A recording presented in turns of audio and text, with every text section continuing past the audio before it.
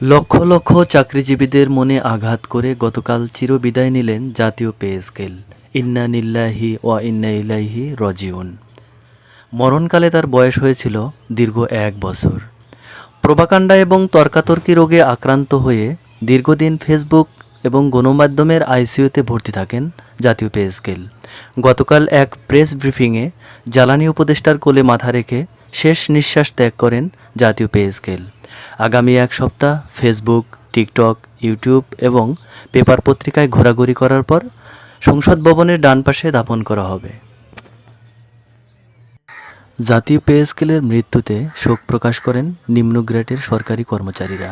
তারা আশায় ছিলেন পে স্কেল ঘোষণা হলে দারিদ্রতা কাটিয়ে ওঠার। সে আশার ভেতরে এক বালতি ছাই এবং কাঁচা গোবর ঢেলে দিলেন জ্বালানি সহ বিভিন্ন উপদেষ্টারা। ধন্যবাদ। হাই কাক,